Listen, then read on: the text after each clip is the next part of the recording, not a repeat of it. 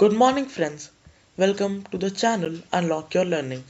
Today, we'll be starting a chapter in class ninth, Biology, named The Cell. You have learned that biology is the study of living organisms. Biology study of living organisms कहते हैं. हम लोग के आसपास कई सारे organisms हैं. Huge blue whale ले लीजिए, एमीबा ले लीजिए.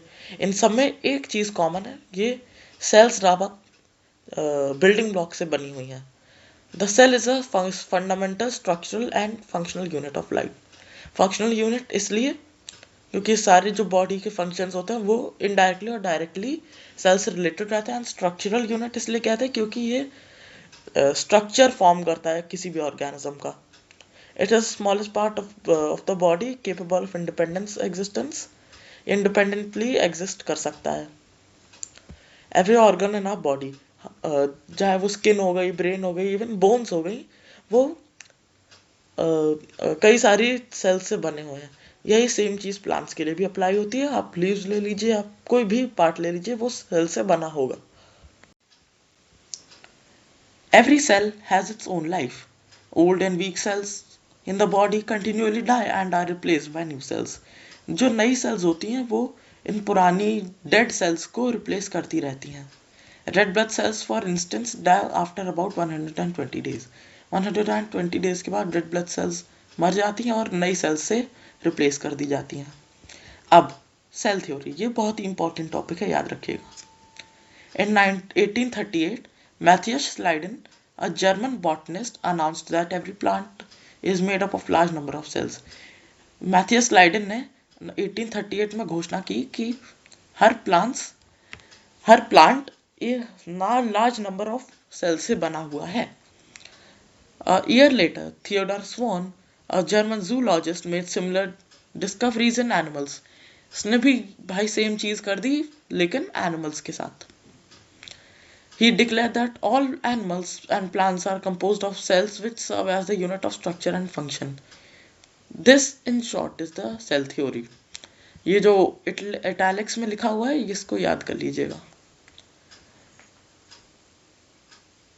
Swan and Sliden in the year 1839. 1839 में इन लोगों ने प्रपोज की थी सेल थ्योरी. अब Rudolph Virchow in 1858 made an addition to the cell theory by saying that all cells arise from pre-existing cells. अब 1858 में रूडोल्फ वर्चाउ ने एक एडिशन की इस थ्योरी में. ये कहा इन्होंने कि all the cells arise from pre-existing cells. अब cell theory has 3 major points. ये 3 पॉइंट्स बहुत ज़रूरी हैं. ये एक बार एग्जाम में आ चुका है. All cells arise from pre-existing cells, or the cell is the functional unit of life. Cell is the smallest unit of structure of all living organisms. हम लोगों ने पिछले पन्ने पे यही डेफिनेशन पढ़ी थी. एक पॉइंट और याद कर लीजिए, all cells arise from pre-existing cells. What does the cell theory mean? Cell theory भाई कहना क्या चाहती है ये हम लोग जानते हैं. Take 2 examples. A plant such as mango and an animal such as frog. Frog को हम लोग एनिमल के तौर पे यूज करेंगे और प्लांट को मैंगो की तरह, मैंगो को प्लांट की तरह, sorry. Structural unit, if we take any part of body, अगर कोई भी पार्ट हम लोग प्लांट का ले लें या एनिमल का ले लें, जो हमारे पास अभी फ्रॉग और मैंगो माना हुआ है, अगर इसको माइक्रोस्कोप के नीचे देखेंगे तो यह पता चलेगा कि इसमें कई सारी सेल्स हैं. ये कैसे पता चलेगा? Due to the cellular structure. Cellular structure की वजह से यह पता चलेगा कि इसके अंग में कई सारी सेल्स मौजूद हैं. Functional unit, any function in the body of the frog or in the mango tree is due to activity in its cell. Cell में जो भी एक्टिविटी हो रही है वो रिस्पॉन्सिबल है बॉडी के फंक्शन के लिए भी. जो भी काम फ्रॉग या प्लांट की बॉडी में हो रहा होगा वो सेल में ज़रूर हो रहा होगा. ये एग्जाम्पल है. एग्जाम्पल की वैसे ज़रूरत नहीं है क्योंकि आगे कई सारे एग्जाम्पल्स दिए हुए हैं. Cells die and are replaced. Cells die होते हैं और रिप्लेस किए जाते हैं. अभी हम लोगों ने पिछले पेज में पढ़ा था रेड ब्लड सेल का example. Most life starts as a single cell. ये बहुत ही ज़रूरी चीज़ है. The life of frog and life of a mango tree started as a fertilized egg and a seed respectively, जिसको हम zygote कहते हैं. मदर फ्रॉग से ये था फ्रॉग आपका, और mango seed had an embryo formed after pollination and fertilization. Cells, how many? The bigger an organism, the greater is the number of cells in its body. जितनी ज़्यादा बड़ा होगा साइज ऑर्गेनिज्म का, उतनी ज़्यादा सेल्स मौजूद रहेंगे. सिंगल सेल्ड ऑर्गेनिजम्स के एग्जांपल बैक्टीरिया हो गया, यीस्ट हो गया, अमीबा हो गया. ये तो आप लोगों ने पहले भी पढ़ा होगा. फ्यू सेल्ड, अब मल्टी सेल्ड नहीं है और एक सेल भी नहीं है. इसका एग्जांपल है स्पाइरोगाइरा और वॉलवॉक्स. स्पाइरोगाइरा जो बहुत ही ज़रूरी एग्जांपल है, ये केवल इस चैप्टर में नहीं, आगे आने वाले हर चैप्टर में इसका यूज़ होगा. और हाँ, ये ना भूलेगा वीडियो को लाइक, शेयर और सब्सक्राइब करना है. मल्टी सेल्ड की तरफ बढ़ते हैं. Human beings and mango trees. हम लोग की बॉडी में billions of trillions of cells मौजूद रहते हैं.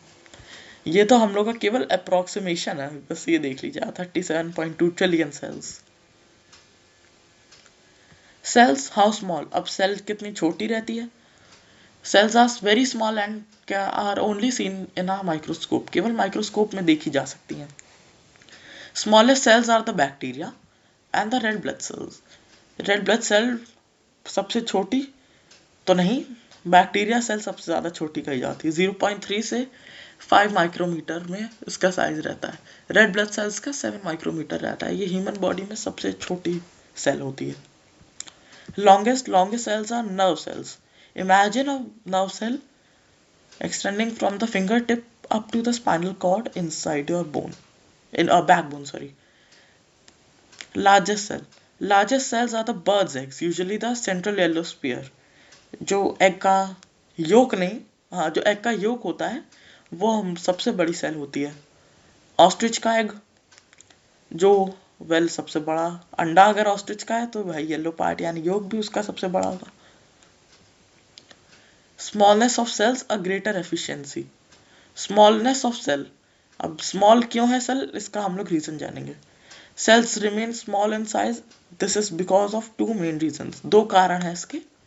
Different regions of a cell can communicate with each other rapidly for the cell to function effectively. Different regions of a cell can communicate with each other rapidly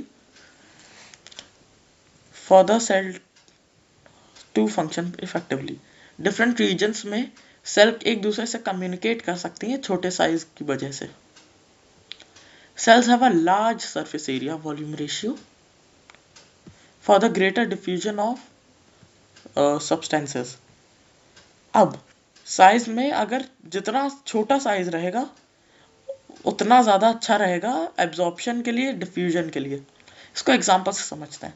एक cube ले लीजिए जिसकी size 2 millimetre हो. Maths में आप लोगों ने पढ़ा होगा वॉल्यूम, टोटल सरफेस एरिया निकालने का फॉर्मूला क्यूब का, तो वो 2 × 2 × 6 यानी 24 स्क्वायर मिलीमीटर हो जाएगी.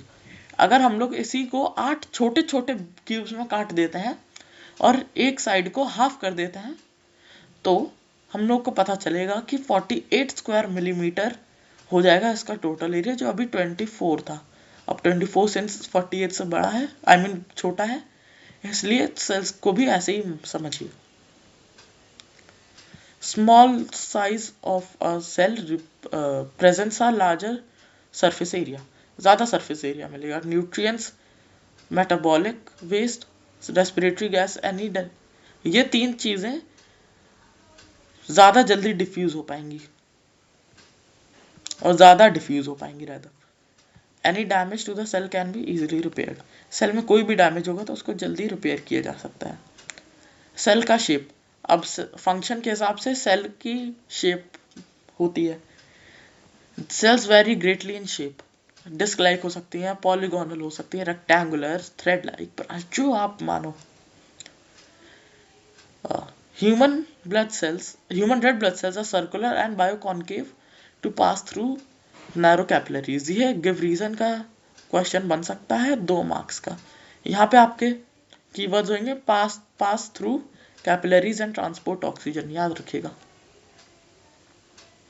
White blood cells are amoeba-like movement with pseudopia that can squeeze through capillary walls. ये भी गिव रीजन का आपकी क्वेश्चन है। व्हाइट ब्लड सेल्स का शेप एमीबा जैसा होता है। एमीबा आपने देखा ही होगा, एक वाइट वो लेग सा रहता है जो सेल्स को कैपिलरी से स्क्वीज करने में मदद करता है, छोटा साइज होके भाई निकल जाए।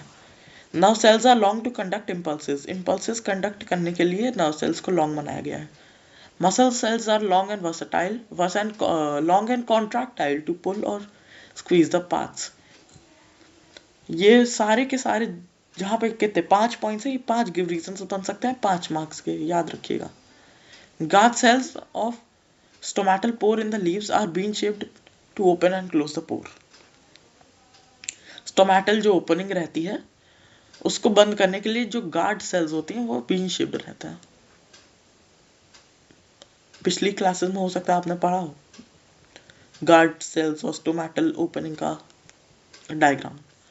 स्ट्रक्चर ऑफ सेल्स वेरी करती हैं फंक्शन के हिसाब से, मगर एक टर्म है जनरलाइज्ड सेल यानी सॉरी एक ऐसी सेल जो 3 एसेंशियल पार्ट्स कंटेन करती हो। एक तो सेल मेम्ब्रेन यानी plasma membrane, nucleus and a third part is cytoplasm. शुरू से पढ़ते हैं। प्लाज्मा मेम्ब्रेन, न्यूक्लियस, ये दोनों बहुत ही जरूरी है और तीसरा भी उतना ही जरूरी है सेल ऑर्गेनेल्स। जो स्टेटस हम लोग की बॉडी में ऑर्गन्स को दिया हुआ है वही स्टेटस सेल में ऑर्गेनेल्स का होता है। मगर ये याद रखिएगा कि ऑर्गन और ऑर्गेनेल्स सेम चीज नहीं है। कई सारे बच्चे ये गलती कर देते हैं, cells are the organelles are the organs of the cell, बल्कि भाई ऑर्गन खुद ही सेल से बने होते हैं। तो इसकी ये असली डेफिनेशन होगी। Most parts of a cell have a definite shape, a definite structure and a definite function. Such parts are called organelles. यानी इसको और सिंपल कर देता है, parts in a cell with a definite shape, a definite structure and a definite function. ये जो bold में लिख दिया हुआ है यह आपके कीवर्ड्स हैं। यहाँ पे देखिए, यहाँ पे भी दिया हुआ है cell organelles are living parts. Cell membrane and cell wall. Each cell is surrounded by plasma membrane और cell membrane. ये वैसे एनिमल सेल में ही होता है। सेल वॉल आपकी प्लांट सेल में होती है। प्लांट सेल में ये भी होती है मगर सेल मेम्ब्रेन के ऊपर होती है सेल वॉल आपकी। Cell membrane is living and has fine pores through which substances में एंटर और लीव। सेल मेम्ब्रेन लिपोप्रोटीन से बना रहता है, ये याद करिएगा। और ये सेमी परमिएबल है, ये नहीं कि जो भाई आता जा रहा है इसके अंदर से जाता जाएगा, ऐसा नहीं होता है। Plant cells have a cell wall. यहाँ पे सेल वॉल होती है प्लांट सेल में, ये सेल्यूलोज से बनी होती है और ये नॉन लिविंग होती है। अब ये ऐसा क्यों होता है? ये सेल को शेप और रिजिडिटी देती है। यह जो भी बोल्ड में लिखा हुआ है याद रखिएगा, ये आपके कीवर्ड्स हैं। आजकल कीवर्ड्स को ज़्यादा महत्व दिया जाता है। आप लोग डायग्राम में भी देख सकते हैं कैसे गोल्गी बॉडीज, ये तो चलिए बाद में ऑर्गेनेल्स के बारे में पढ़ेंगे। केवल यहाँ पे देखिए जो एनिमल सेल है वो कितनी रफ सी है, ऐसा सा शेप है उसका, मगर इसको देखिए कितनी स्मूथ है। Cell wall is freely permeable allowing the substances in solution to enter and leave without hindrance. इसका काम केवल रिजिडिटी और शेप देना है, इसका परमिएबिलिटी से कोई लेना देना नहीं है। ये वैसे फ्रीली परमिएबल होती है। हम लोग पीछे ये पैराग्राफ के बारे में पढ़ा। Cotton, jute and coconut fibres are cell walls of their dead cells. हम लोग कोकोनट का हस्क होता है, जूट कोकोनट फाइबर होता है, ये सारी चीजें सेल वॉल्स के डेड होते हैं, डेड सेल्स होते हैं, डेड सेल्स के सेल वॉल होता है rather. Cytoplasm. Cytoplasm is semi-liquid substance. It occupies most part of the cell within the cell membrane. Cell membrane का मोस्ट पार्ट यही ऑक्यूपाई किए रहता है। और यह है क्या, कंपाउंड माइक्रोस्कोप के अंदर जब हम लोग इसको देखेंगे तो पता चलेगा कि कलरलेस, पार्टली ट्रांसपेरेंट और समवॉट वाटरी है। यह तीन को हम डेफिनेशन के तरह यूज कर सकते हैं। इसकी डेफिनेशन बन जाएगी colourless, partly transparent and somewhat watery part of a cell which occupies most part of a cell within the cell membrane. Many chemical reactions take place in the cytoplasm. हर ज़्यादातर chemical reactions cytoplasm में ही होते हैं.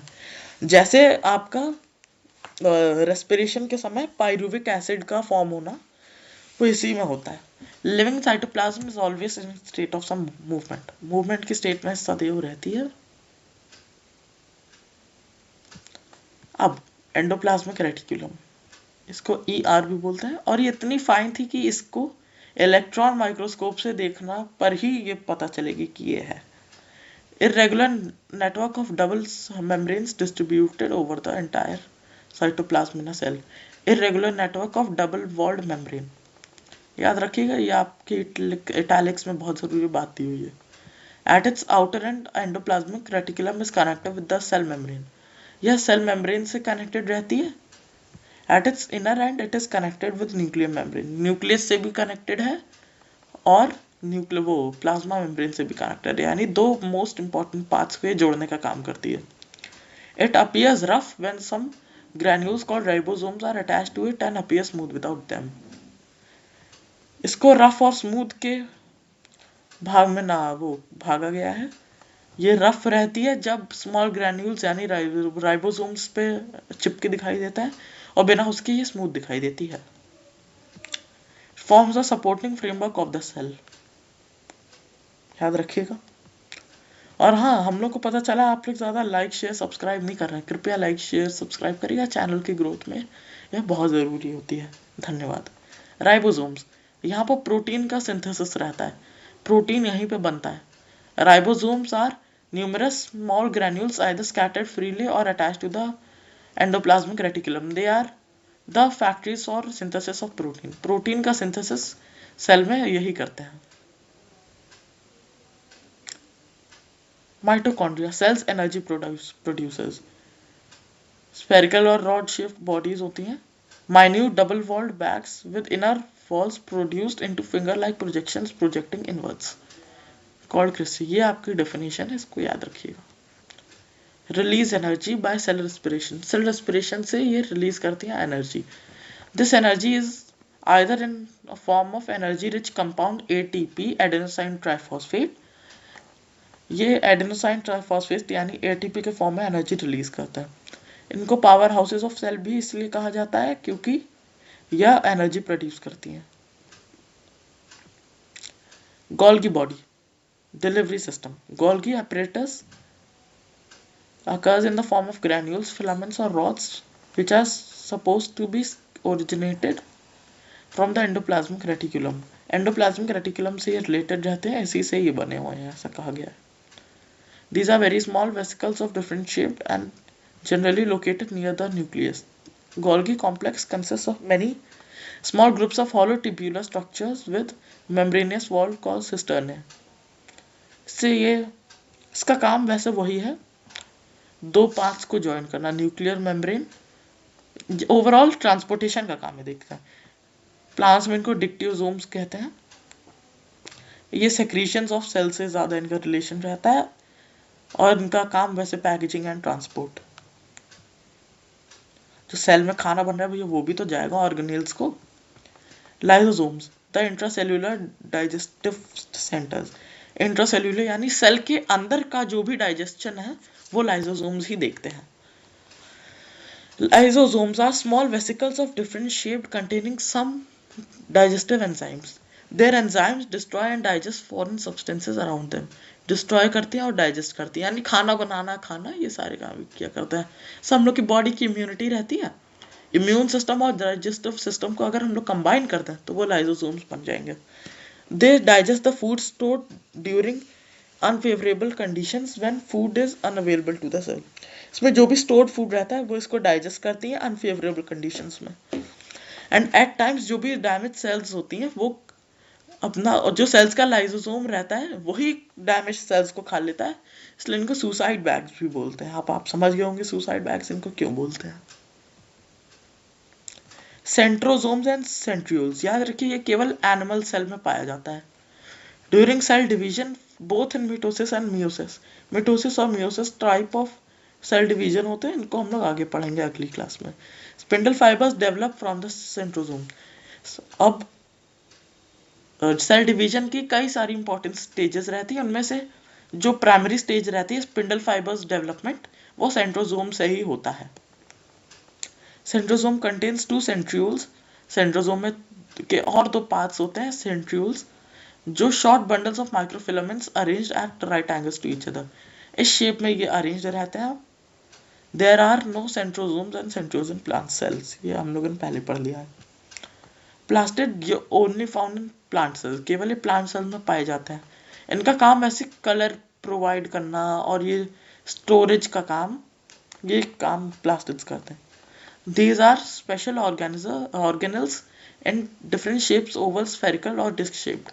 Depending upon the color, they impart plastids are classified as leucoplast, chromoplast and chloroplast. Leucoplast are colorless plastids, they have no pigment, they store starch. Starch storage का काम leucoplast में रहता है. Cells of potatoes have lots of leucoplast in them. तभी आलू का जो रंग होता है वो इसी कारण होता है, उसमें कई सारे ल्यूकोप्लास्ट रहते हैं। आलू के जो अंदर का येलोइश कलर रहता है, yellowish white colour. Chromoplast, chromo colour, colour देने के लिए इनका यूज होता है। येलो, ऑरेंज और रेड में प्राइमरी पिगमेंट्स हैं। ऑरेंज आपका एंथोसियानिन, रेड आपकी कैरोटीन और येलो की ज़ैंथोफाइल प्लास्टिड से मिलती है। वैसे एंथोसियानिन्स प्लास्टिड से रिलेटेड नहीं रहते हैं। They remain dissolve in the cell sap of the vacuoles, vacuoles में ये डिजॉल्व रहता है। These are green coloured plastids, chloroplast, ये ग्रीन कलर के प्लास्टिड्स रहते हैं। इनमें क्लोरोफिल रहता है, क्लोरोफिल का आप लोग यूज जानते ही हैं, फोटोसिंथेसिस से वो रिलेटेड रहता है आपका क्लोरोफिल, सनलाइट को ट्रैप करता है। नॉन लिविंग सब्सटेंसेस और सेल इंक्लूजन्स, ये सारे जितने भी आपने पढ़े ये लिविंग ऑर्गेनिजम्स थे, हम नॉन लिविंग ऑर्गेनिजम्स की बात करते हैं।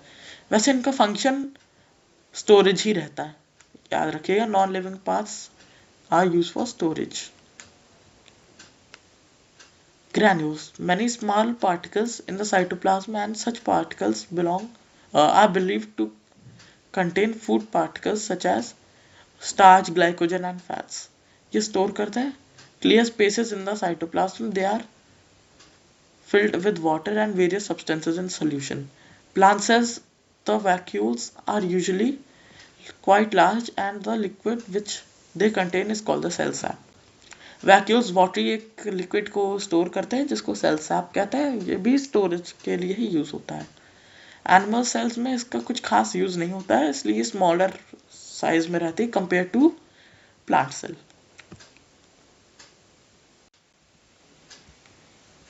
Nucleus is the most important part of cell, ये सबसे इम्पॉर्टेंट पार्ट है। ये हम लोग का जैसे बॉडी का ब्रेन है वैसे ही न्यूक्लियस है सेल में। It regulates and coordinates various life processes of the cell.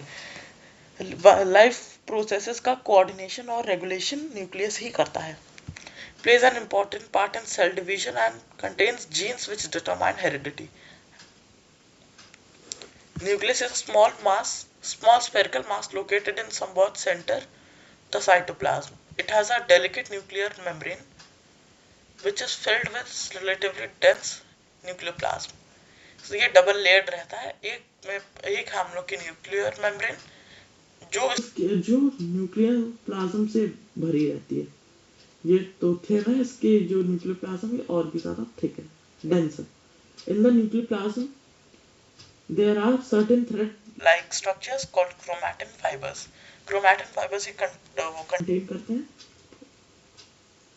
Nucleoplasm में कई सारे मौजूद रहते हैं chromatin fibers. During cell division, chromatin fibers become thick and ribbon-like. These fibers are then called chromosomes. यही fibers तब thick हो जाते हैं, रिबन का शेप ले लेते हैं और क्रोमोसोम्स के नाम से जाने जाते हैं। याद रखिएगा क्रोमोसोम्स, सेंट्रियोल्स, ये थोड़ा सा कंफ्यूजिंग लगता है, एक दो बार आप पढ़ लेंगे तो आपको याद हो जाएगा। Cells in which nuclear membrane is absent is known as prokaryotic cell, ये काफी इंपॉर्टेंट बेसिस ऑफ डिवीजन है, याद रखिए। जो प्रोकैरियोटिक सेल्स होती है उनमें न्यूक्लियर मेम्ब्रेन होती नहीं है, तो भैया न्यूक्लियर मटेरियल जो होता है वो जाएगा कहाँ? वो न्यूक्लियॉइड नामक क्षेत्र में मौजूद रहता है जो सेंटर के आसपास रहता है। प्रोकैरियोटिक सेल का एग्जांपल है बैक्टीरिया। यूकैरियोटिक सेल्स कौन सी होती है? जिनमें डबल न्यूक्लियर मेम्ब्रेन मौजूद होती है। इसका एग्जांपल क्या है? All organisms other than bacteria.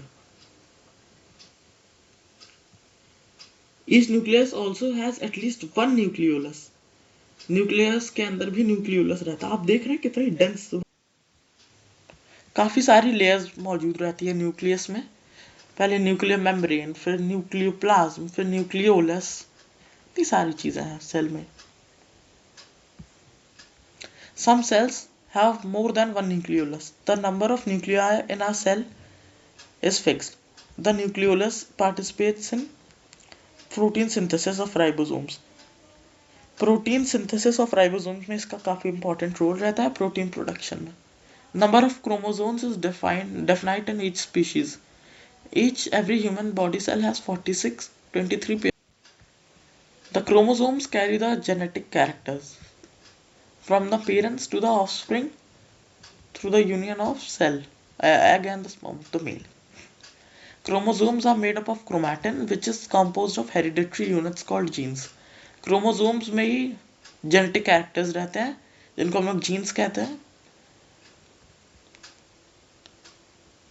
Genes are made up of complex chemical substance DNA, deoxyribonucleic acid. ये काफी इंपॉर्टेंट फुल फॉर्म है, ये आता है कभी कभी एक्सपैंड करने को. It is the genes not the number of chromosomes that determine the characteristics of a species. अभी ये एग्जांपल पूछ सकते हैं आपसे टेस्ट में कि भाई ऐसे तो देखो टाइगर, कैट और लायन सब में 38 ही क्रोमोसोम्स रहते हैं, मगर देखिए उनके लुक्स कितने डिफरेंट है. कहाँ भैया बिल्ली, कहाँ आपका शेर.